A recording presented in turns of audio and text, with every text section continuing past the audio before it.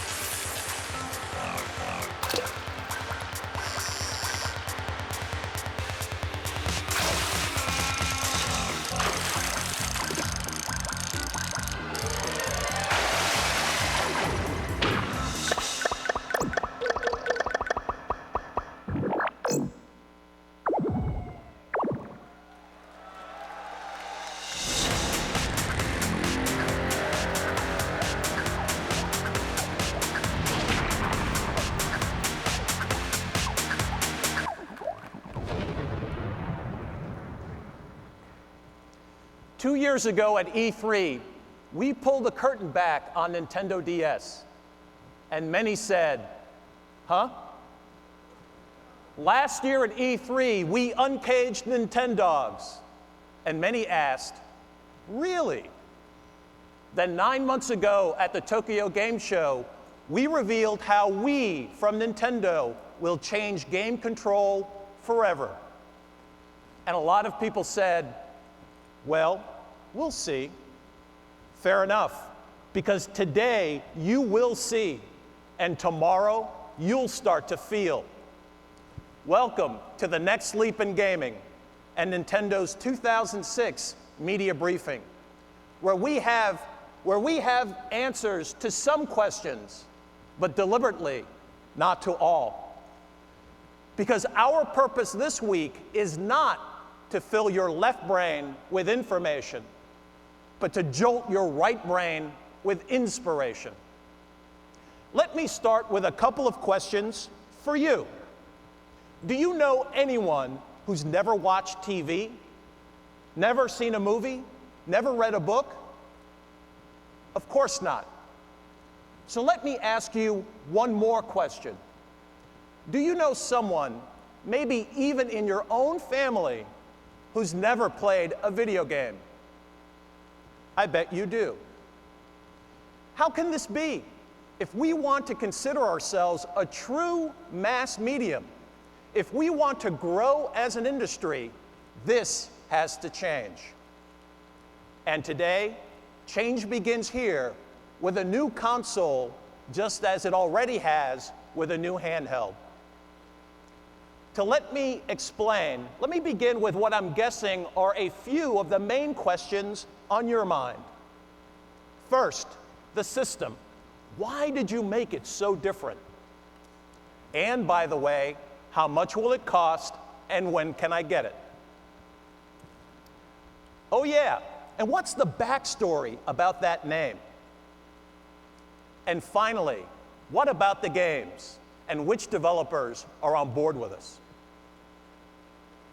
As many of you know, Nintendo's way is to challenge conventional thinking, not just for the sake of doing things differently, but to do things better. The graveyard of any industry is filled with the headstones of companies who decided to keep doing things the same old way, playing only on the margin, making things just a little bit better. That strategy works for a while, but ultimately it's fatal.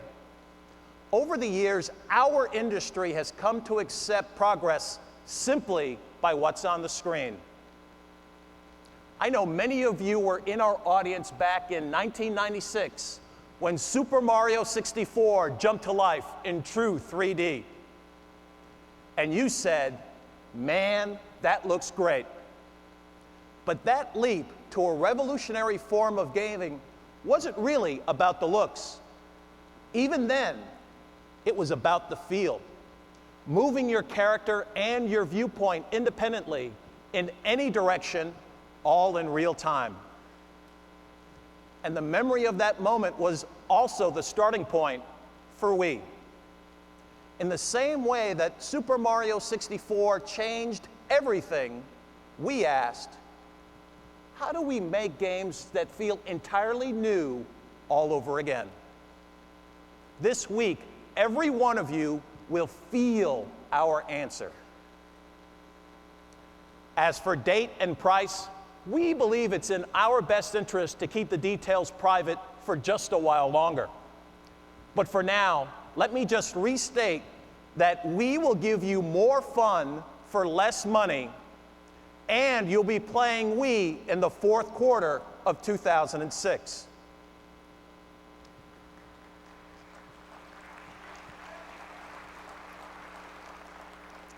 Okay, next, the name. First, we want to thank everyone who wrote good things about it the day you heard it. Both of you. But seriously, the response didn't surprise us at all. At first, every distinctive name sounds strange. Did you love Lexus the first time you heard it? How about IKEA? How about Google? Change is good. We from Nintendo means just what it sounds like. We. It's the sound of inclusion, the sound of every gamer you know and every new gamer who's going to join us. It's a giant leap for gaming, for everyone around the world. It's the sound of the future. As for the last question, what about the third parties? Well, we'll be talking about them in detail in just a few minutes and showing you much more on the show floor tomorrow. For now, let me just say that on behalf of the names you love from Nintendo and our partners, we can't wait to show you what's on the way.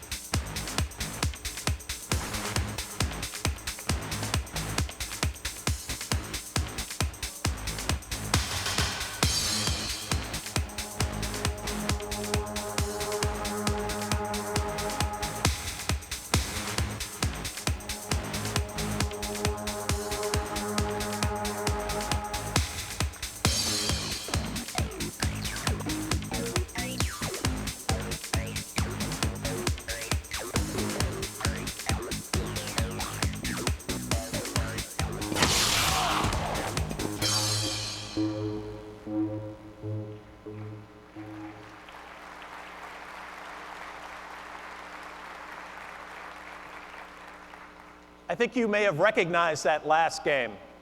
It's called The Legend of Zelda. But this one is different. It is by far the best Zelda game we've ever made. And it's also the most beautiful game Nintendo has ever made.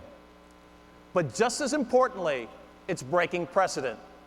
Because this is the first Zelda game that will be right there on launch day alongside a new Nintendo system.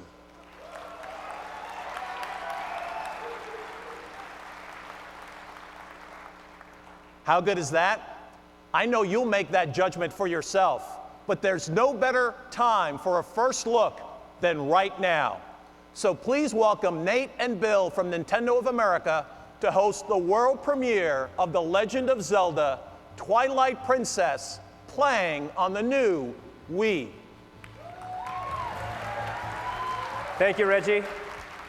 Good morning, everyone. Are you ready? Nate and I are very happy and honored to be able to show all of you exactly how you're going to be playing Zelda this year on Wii. Very basic control is going to be very familiar to anyone who's ever played a Zelda game. Your movement is handled with the analog stick on the nunchuck. Link's arsenal of items is going to be mapped to the plus control pad on the Wii remote. And Zelda's patented targeting system will be handled using the Z button, also on the nunchuck in the left hand. But the Wii version of Twilight Princess takes advantage, of course, of the unique controller. It provides new, unique, and intuitive feel to the gameplay. And that's what makes it great. The first thing you'll notice on screen in the Wii version is the presence of a fairy. This fairy indicates where you'll be pointing with the Wii Remote's pointer. You'll use this on a very basic level to access all of your menu screens, select your items. It's very intuitive, it's very nice, it's very easy to use, and I think you're all going to like it. But, you know, menus aren't that exciting, so why don't we get into some of the more intense battles? Your basic sword swings are handled using the B button on the bottom of the Wii Remote. But of course, not all of your enemies are going to be within reach. Some of them you're going to have to get at from a distance. And that's where Link's bow comes in handy. Like all distance weapons, the bow is going to be aimed using the pointer on the Wii Remote. Now, as Nate's showing us here, as you aim, there's a circle in the center of the screen. Within that circle, your targeting cursor moves independently. Outside it, the camera moves with it. The beauty of this control scheme is that it's intuitive. You know, there's no more inverted shooting, just point and shoot. And it adds realism to the game. It feels like you're actually aiming with a bow. It's not some controller. Now, with the bow, the Wii Remote also adds depth of sound. And this is where we can finally start to unveil some of the secrets that still remain about the controller. Built into the Wii Remote is a speaker. You'll hear the bowstring draw taut. You'll hear the flip of the arrow. And then you'll hear that sound travel from your hand to the TV, where that arrow will plunge into the chest of your enemy. That's depth of sound that no other controller and no other system can offer. And I know that other developers already have a whole lot of very unique ideas about how to take advantage of this feature. Now here we have Nate showing us some more intense battle. And as I mentioned, basic sword swing is on the B button. But you're also going to be using the motion sensing capabilities of the Wii Remote. A quick jab with the Wii Remote, and Link does a shield shove, knocking your enemy silly. And the great thing is you feel the impact of that shove with the built-in rumble feature. Now watch, oh, Nate's already taken care of him, so we'll do that later. With the boomerang, you'll also be using the pointer to aim. So what we're going to show you here is some basic Zelda puzzle solving. It's the same type of thing that you've come to experience in Zelda games, the same type of thing you've come to expect. Twilight Princess is going to feature a great deal of it. And of course, the classic Zelda chime is also going to be heard on the speaker on the Wii Remote. Now what we're showing you here today is just a very simple, stripped-down version of a single dungeon. A tiny little area of a single dungeon, and probably what's going to be one of the greatest Zelda games ever. So if Nate can take care of these guys with his bow here really quickly. Oh, Nate. Oh, you're the only person in America who's played this game and you still can't do this? Come on.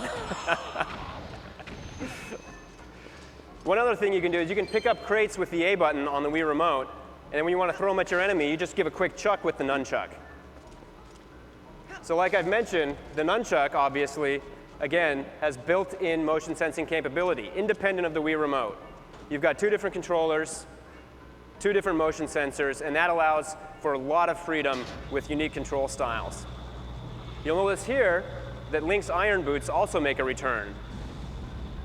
But these boots aren't just going to weigh you down this time around. If you watch here, they're actually going to lift you up.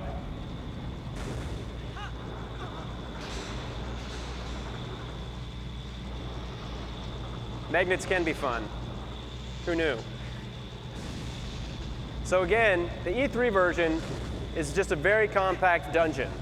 It's also been toned down difficulty-wise because we want to make sure that all of you out there who have never played a Zelda game, because I'm sure there's plenty of you, can make it to the end. But now that we've talked about the basics, we'll kind of let Nate run through, show us some more intense battles, and then take you to the end and see what else we have to show you.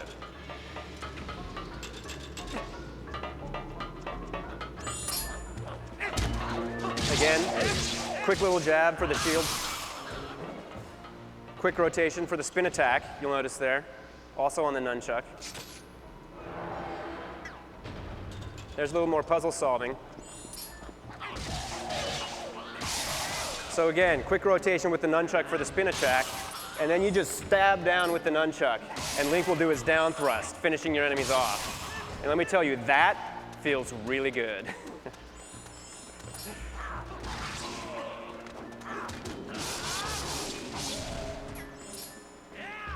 I love that. Now, because you're all big Zelda fans out there, we don't want to spoil everything for you. So we're not going to show you what waits behind that door, but I'm sure you all know it's got to be something horrible. But don't worry, even if you're not a Zelda fan and you can't quite handle all that action, also on the show floor, you're going to be able to kick back lakeside and enjoy some nice, relaxing fishing. But you're all going to have to bring your own beer. So we'll see you on the show floor tomorrow. Thank you very much.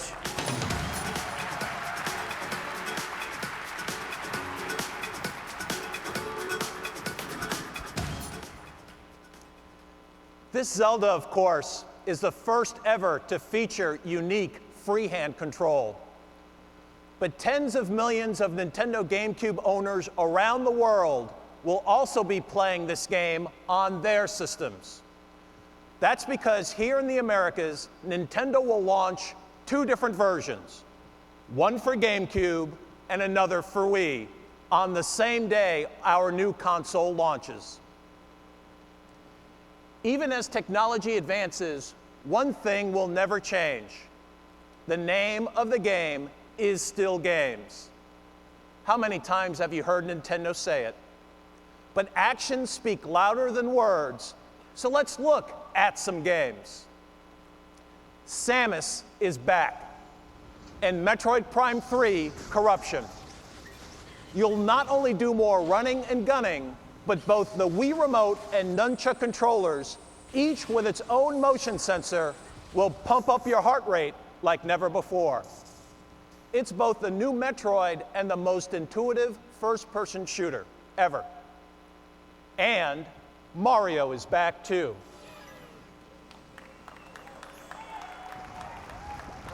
His brand new adventure for Wii is called Super Mario Galaxy.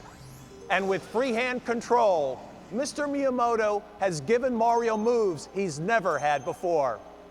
Swing your hand to bat away objects, grab onto shooting stars with the pointer, swim through space, and skip along the stratosphere. We said this new system represents the next leap in gaming. But can it truly be new if all the names are the same? Of course not. That's why we're hard at work on new franchises to expand our portfolio. And we like to give you 3 early previews this morning. First up is Excite Truck. Most of you recognize the pedigree. But what you won't recognize is the method of control. Remember how you always tilted the controller like handlebars when you played Excite Bike? Well, now you're holding the steering wheel of a big damn truck.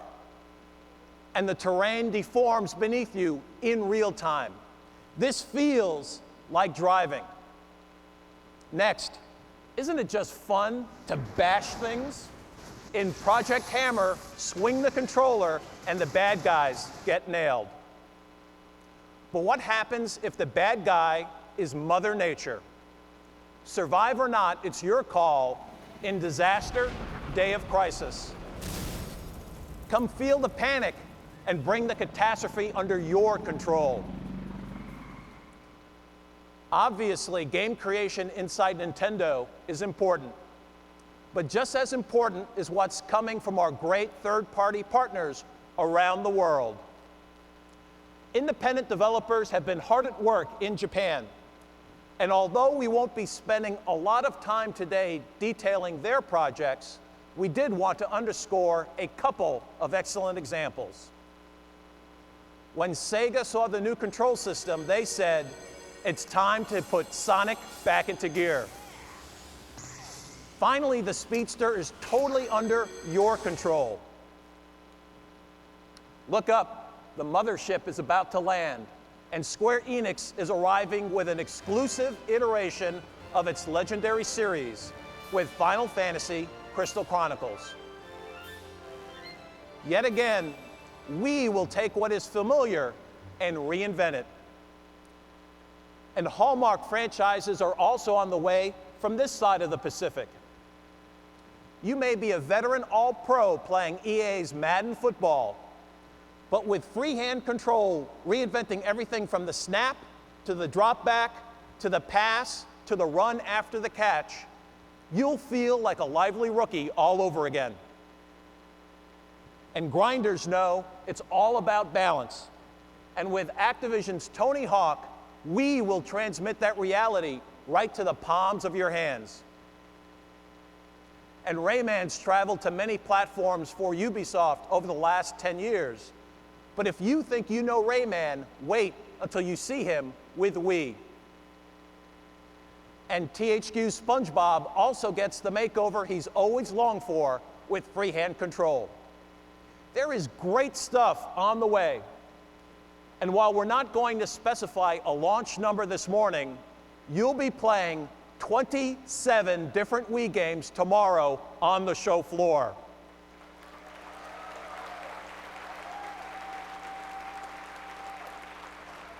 And seeing even more on video.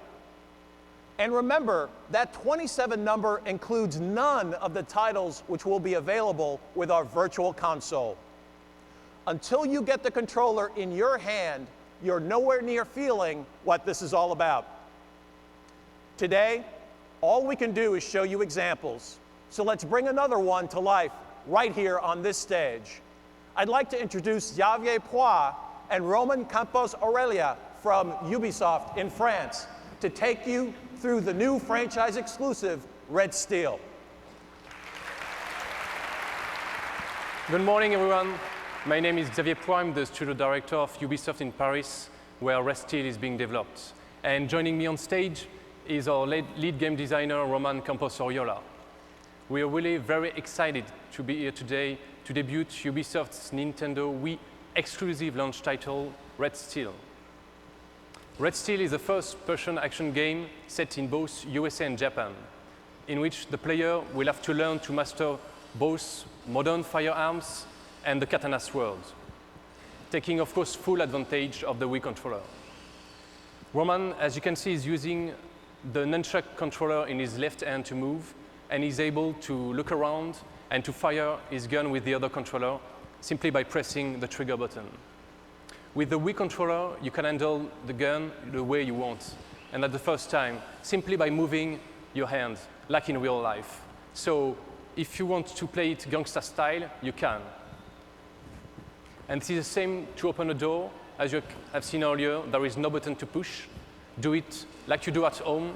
Just turn your hand or push the door very hard. For the very first time in a game, you will really feel like both your hands have entered the screen. You are in the game. As you can see through the demo, you should at least. There are many graphical details. Yeah, it comes back. Yeah.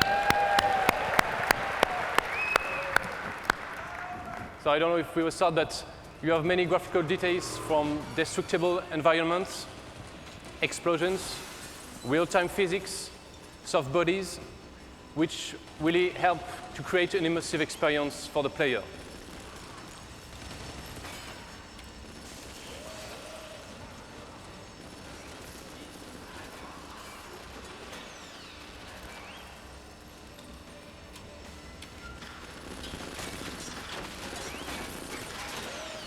So this is a little warm-up with enemies before we go into more details.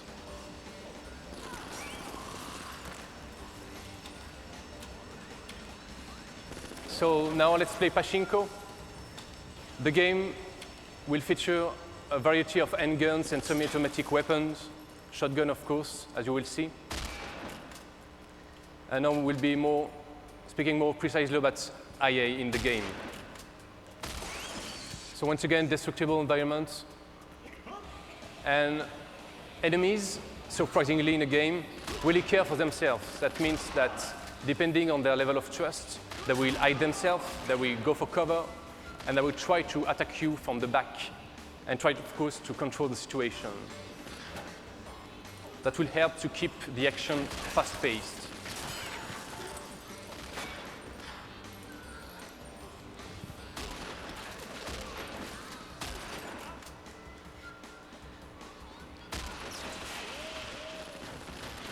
We also have a system of AI that we can call a clan system.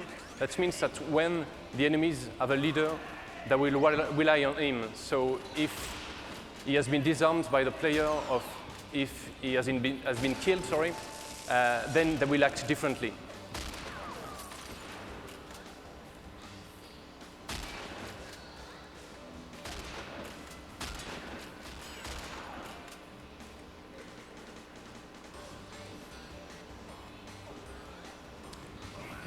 So now, Roman is going to show us a feature of the game, which is called the freeze shot. This feature will be very useful in tricky situations.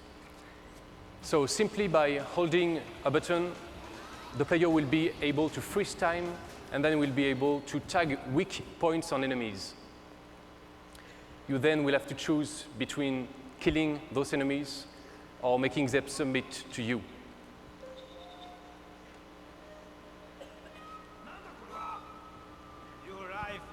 In this scene, you will be able to see the freeze shot.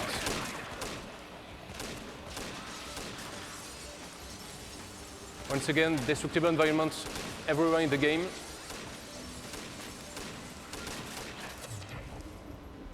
The one woman will tag the weak points, disarming or killing. So as you have seen, he killed a man, and then the boss is submitting to you. Then you can decide on what you want to do. Sit down, for instance, like this, just simply by moving your left hand to indicate what you want him to do. We have God rays. Oh. Little surprise, collateral damage on the boss. Roman will have to take on his next enemy, and for that, he will have to draw his sword.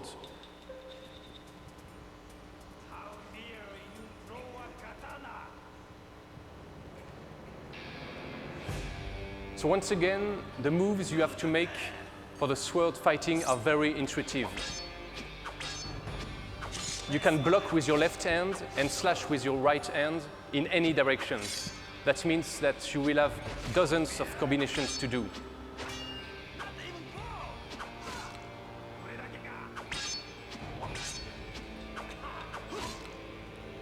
This will be very easy to handle, thanks to the Wii controller, but of course very hard to master. Thanks a lot for letting us introduce you to Red Steel, even if we had some small problems. But everybody will be able to play it tomorrow at the Nintendo booth. Thanks a lot.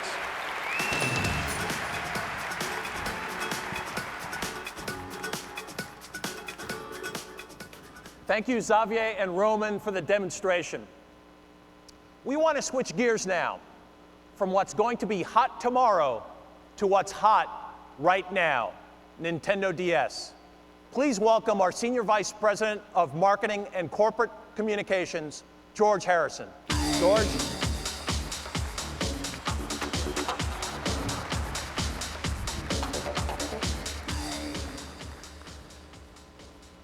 What we've given you today is a promise. No matter who you are, gamer, developer, publisher, retailer, we will make things better. Well, what makes us think that Nintendo can deliver? Well, above all, one thing, Nintendo DS. Our long-held strategy of disruption became reality when we launched DS 18 months ago. Since then, true gamers have bought into true hardware disruption and software disruption. It's a different approach to portable play. Now, we're not going to spend too much time today drilling down on the sales numbers, but a little clarity is in order. The DS launched at the end of 2004, and it did very well. Then the PSP arrived. And some of you questioned if we were up to the challenge. But once all the early adopters cleared away, it became clear that it's always a matter of games, as it always is. And what's revived the portable market is what only the DS delivered. Things players had never seen before. Nintendogs, the brain games, seamless portable Wi-Fi play. The result is this. In terms of actual sell-through to players, the DS has sold more than 16 million units worldwide since its launch just 18 months ago. Now, independent sources put total worldwide PSP sell-through to consumers at millions less. Millions less. But even more important is our growing momentum. First came Nintendogs. More than 6 million copies were sold to players around the world in just 13 months. Then we launched Nintendo Wi-Fi Connection, the most accessible game network ever created for dedicated gameplay. Easy and free is a pretty persuasive offer. And the player response proves it. 1.3 million discrete Wi-Fi connection users so far, totaling over 40 million gameplay sessions. And all this in less than half a year. But maybe the strongest wave of all has just reached our shores. 3 weeks ago, the first brain game launched here in North America. This, after the 3 versions in Japan sold through to more than 5 million players.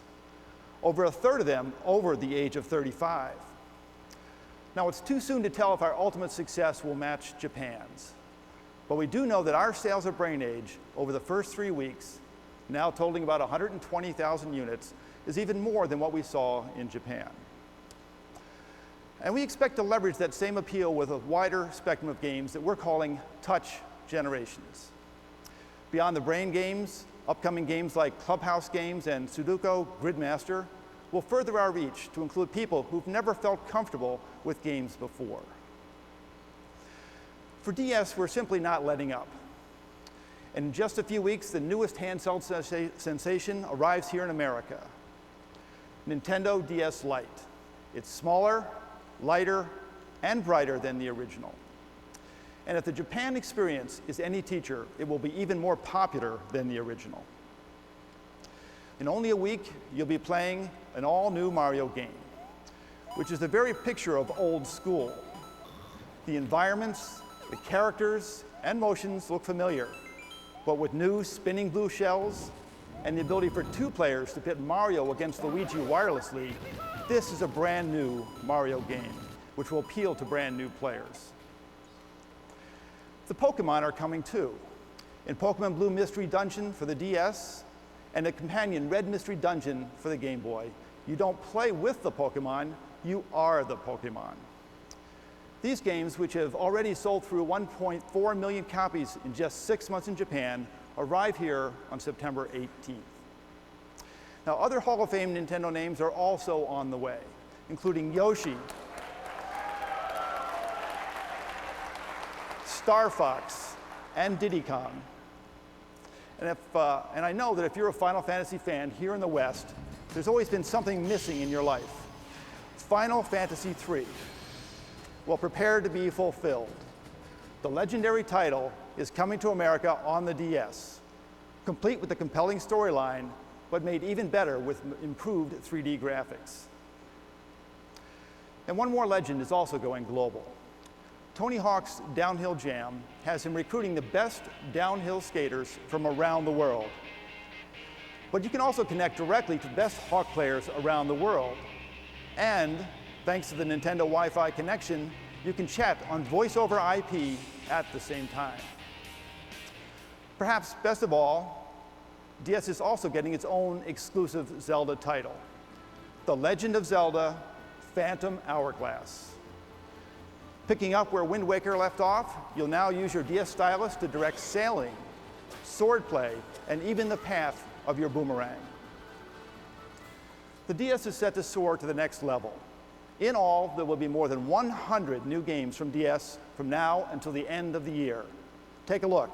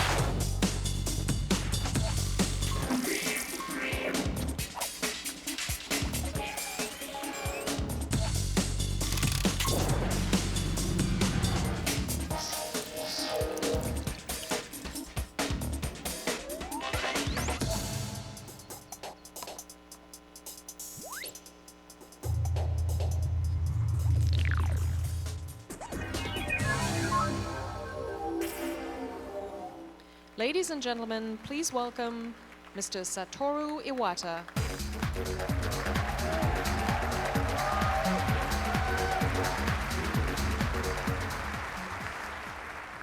Thank you, and good morning. When I became Nintendo president, we decided on new goal for our company, expanding the total number of people who play games. In order to do this, we needed to target not only current gamers, but two different types of consumers. Those who once played but who had lost interest, and even those who had never played before. How would we do this? The industry has always tried to improve in the same direction with games that are more gorgeous and more complex. But in order to approach lapsed or former gamers and non-gamers, these types of games cannot serve our purpose. The logical solution is to reinvent the relationship between player and game, the game controller interface. We believe this approach can appeal to a much broader audience, but also excite core gamers. This is important because core gamers always represent our most important audience. Our first implementation was Nintendo DS. Like many disruptive innovations, at first, it confused some people. But these people began to understand when they started to pet their puppies with a stylus and talk to them through the microphone. Next in Japan, we launched the first of the brain games. They have already been played by millions of people who never tried a video game before. Many people in our industry thought these consumers were impossible to reach. But now, the trend is spreading to the Western world. So, how do we continue this strategy with Wii? One-hand control with the Wii remote is just like the touch screen of DS. It breaks down a barrier to non-gamers and lapsed gamers. For anyone, it is comfortable. In addition, most lapsed gamers have wonderful memories of games they used to play. The virtual console aspect of Wii will bring them together again. And the virtual console will also act as a living laboratory for simple, intuitive games. Using the creative approach with the Wii remote, control, and the business model of the virtual console, maybe a game like Tetris can be feasible once again.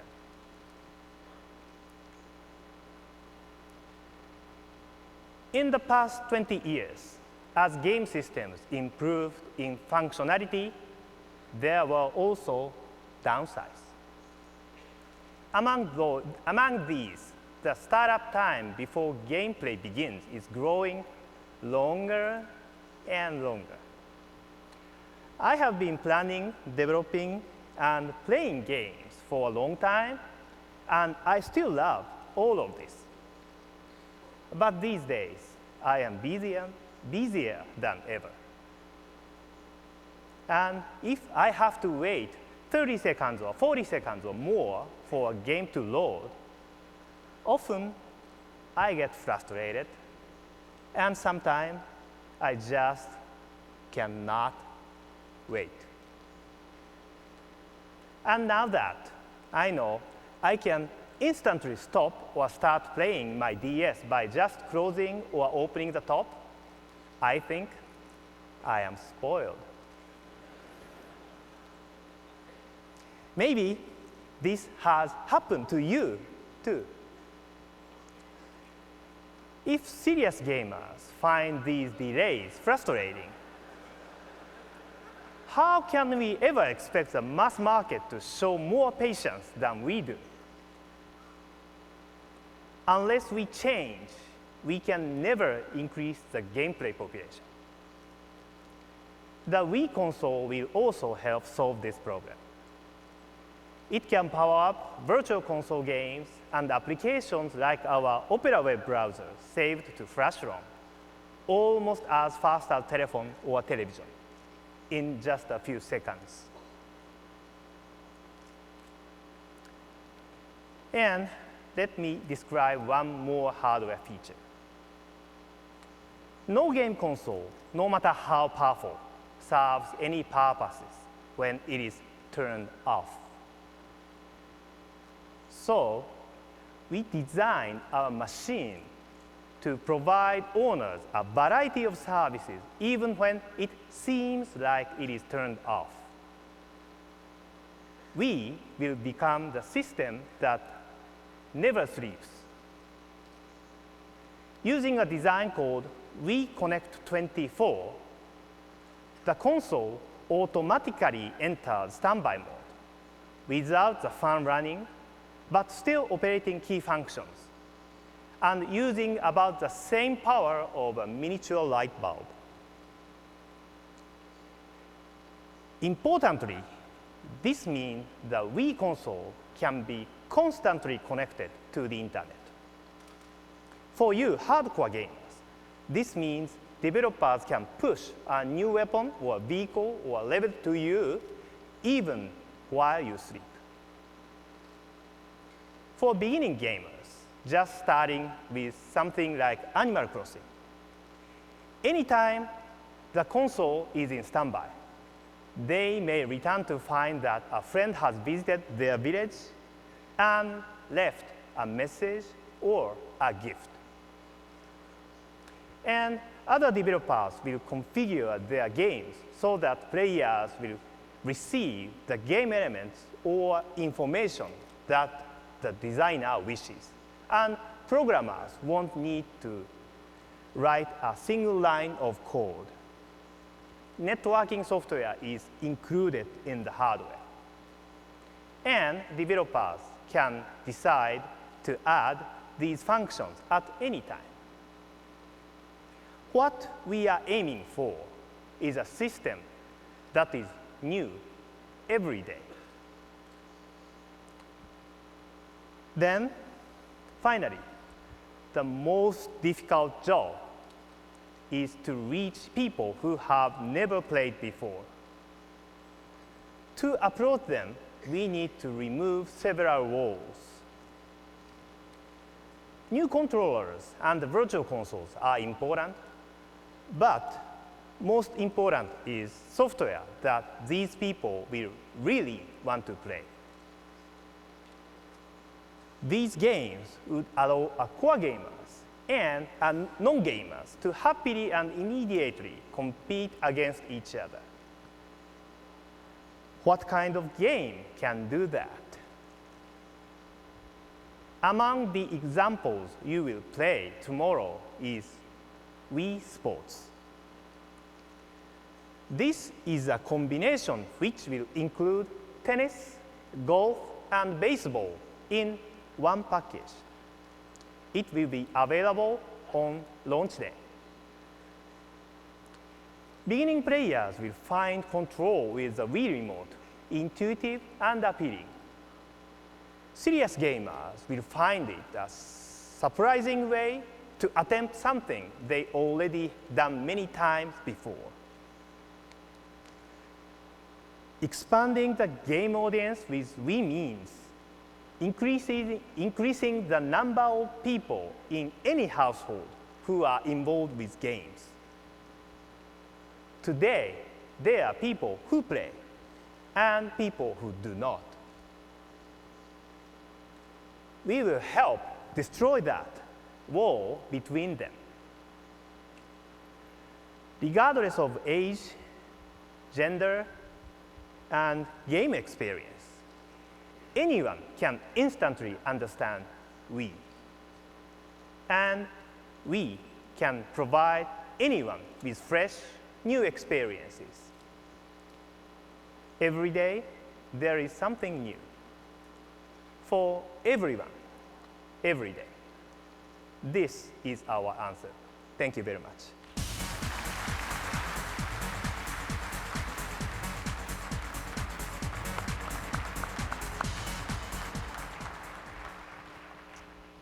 Right now, there are 3,000 of you watching here in the audience, and a lot more online. And we'd like nothing better to invite you all up on stage to play. While we can't do that for everyone, we can make that happen for one person. As you know, we've been running an online sweepstakes with our good friends at AOL to choose the first player in the world to get his or her hands on the controller. The random selection has given us 3 grand prize finalists, and they're all here with us today in the Kodak Theater. Mr. Miyamoto himself has chosen the winner at random, and he's put the name inside an envelope, just like it's always done up here at the Academy Awards. Now, please join me in welcoming Mr. Shigeru Miyamoto with the announcement of the final sweepstakes winner.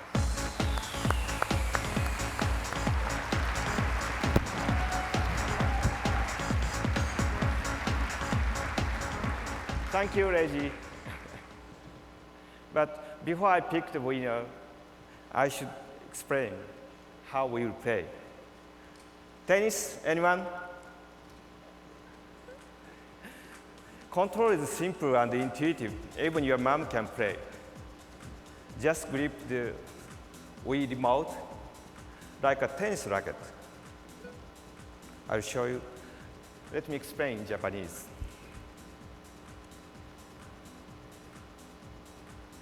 Toss up. To serve, you just toss and serve. One swift stroke. One hand, You hit forehands, forehand, backhands. robin, You can swing low to high to hit lobs. top spin, Twist the remote as you're swinging for topspin or backspin. And hopefully you'll keep it in bounds. あんまりね、I'm pro player あんまり上手じゃないんでね、I'm not quite as good as I hoped at this 誰 game. かに手伝ってもらおうと。 So let's see if I can find a partner who maybe is a little bit better than I am. Then the winner is Scott Dyer. Scott Dyer. Dyer. Come to the stage.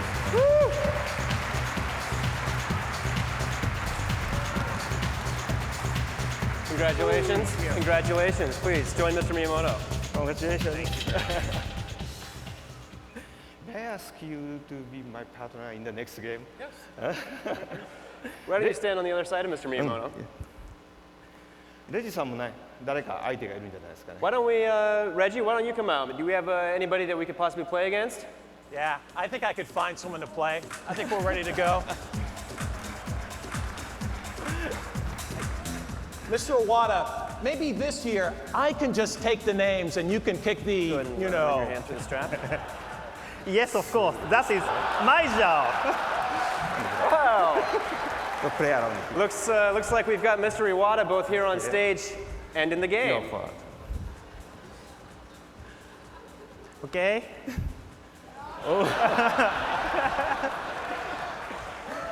Who's that handsome devil?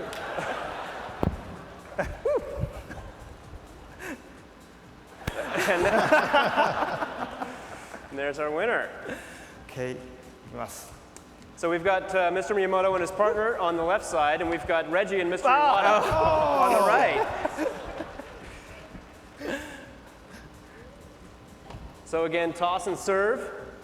Look at forehand, backhand. Game point. Uh-oh. As you can see, this is a quick, shortened version of tennis. 3 points and you lose. So let's see if our executive team here can make a comeback. Oh, no. もう一回やりますか？もう一回やります。That was quick. Maybe we need should a give these guys rematch. another chance. じゃあこっち言います。 A little rematch.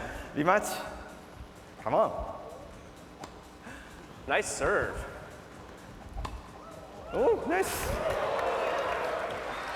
Oh, Reggie. Good. Oh, very good. You know, I Very would have good. thought you'd have a little more power in that, Reggie. You're distracting me. What is this?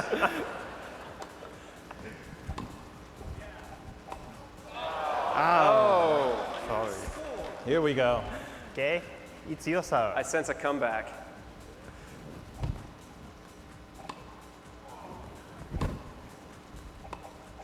Oh, tied game. 頑張るぞ。よし。 Nice. Mr. Miyamoto, you pulled it out in the end. What a shot. Very good. We'll gather in the middle. 勝ちました。 What a great match. Now, of course, Scott got his chance on stage here today, but all of you are going to be able to play tennis tomorrow on the show floor. Just be sure to wear some loose clothing so you can really get into it. Thank you very much. Thank you. Thank you very much. See you tomorrow.